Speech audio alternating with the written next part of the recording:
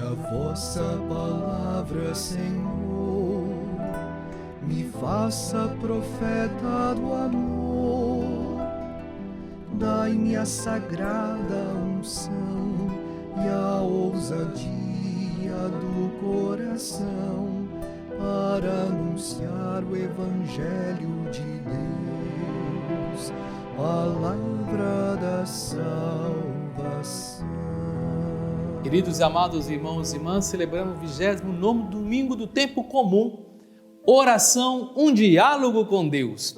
A palavra que a liturgia de hoje nos apresenta convida-nos a manter com Deus uma relação estreita, uma comunhão íntima, um diálogo insistente. Só dessa forma será possível ao fiel aceitar os projetos de Deus, compreender seus silêncios, respeitar os seus ritmos e acreditar sempre no seu amor e na sua misericórdia.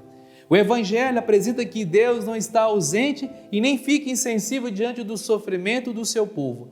Os cristãos devem descobrir que Deus os ama e que tem um projeto de salvação para todas as pessoas.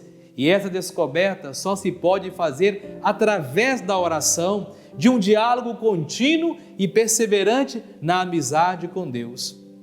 A primeira leitura do livro do Êxodo nos leva a entender que Deus intervém no mundo e salva seu povo, servindo-se muitas vezes da ação dos homens e das mulheres, mas para que o ser humano possa ganhar as duras batalhas da existência, ele tem que contar com a ajuda e a força de Deus, a força do alto. Ora, essa ajuda e essa força brota da oração, do diálogo com Deus. Por isso, meu irmão, minha irmã, reze sempre, reze sem cessar. A segunda leitura da carta de São Paulo a Timóteo, sem se referir diretamente ao tema da relação do cristão com Deus, apresenta uma outra fonte privilegiada de encontro entre Deus e o ser humano, entre Deus, o homem e a mulher. A Escritura Sagrada, sendo a palavra com que Deus indica aos homens e mulheres o caminho da vida plena. A palavra deve ser assumida por nós a partir da perspectiva da experiência cristã do encontro com Deus. O Evangelho de Lucas nos apresenta mais uma etapa do caminho de Jerusalém. O texto que hoje nos é proposto vem da sequência do discurso escatológico sobre a vinda gloriosa do Filho do Homem. A parábola do juízo e da viúva deve ser entendida, compreendida neste ambiente. Trata-se de um texto que não tem paralelo no outro evangelista. No entanto, é similar à parábola do amigo importuno que vem pedir pão no meio da noite e que é atendido por causa da sua insistência, como narra em Lucas capítulo 11, versículo de 5 a 8. Não esqueçamos que Lucas escreveu o terceiro evangelho durante a década de 80. É uma época em que as comunidades cristãs sofrem por causa da hostilidade dos judeus e dos pagãos e que já se anuncia as grandes perseguições que dizimaram as comunidades cristãs no final do século I. Os cristãos estão inquietos, desanimados e anseiam pela segunda vinda de Cristo, isto é, pela intervenção definitiva de Deus na história para derrotar os maus e salvar o seu povo. Dado o contexto em que a parábola aparece, é certo que Lucas pretende dirigir-se a uma comunidade cristã cercada por essa hostilidade do mundo, que começava a ver no horizonte próximo o espectro das perseguições, que estava desanimada porque aparentemente Deus não escutava a súplica dos fiéis e não intervinha no mundo para salvar a sua igreja.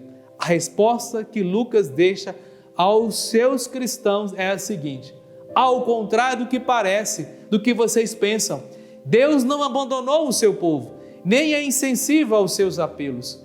Ele tem o seu projeto, o seu plano e o seu tempo próprio para intervir. Kairos, o tempo da graça, o tempo de Deus.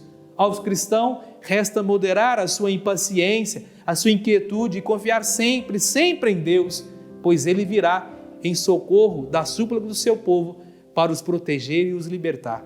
Diante do contexto da parábola, o que tudo isso tem a ver com a oração? Porque esta é uma parábola sobre a necessidade de rezar. Jesus disse-lhes uma parábola sobre a necessidade de orar e orar sempre, sem desanimar, como narra no versículo 1. Lucas pede aos cristãos, a quem a mensagem se destina, que apesar do aparente silêncio de Deus, não deixe nunca de dialogar com Ele. É nesse diálogo que entendemos os projetos e os ritmos de Deus. É nesse diálogo orante que Deus transforma os nossos corações.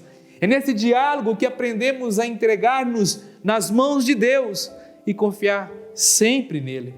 Contudo, amados irmãos e irmãs, não permita jamais que o desânimo, a desconfiança perante o silêncio de Deus, da dúvida, te leve a desistir de uma verdadeira comunhão e de um profundo diálogo com Deus através da oração, da meditação da palavra, da reza do Santo Texto. Deus é o Pai e nos ama com amor infinito.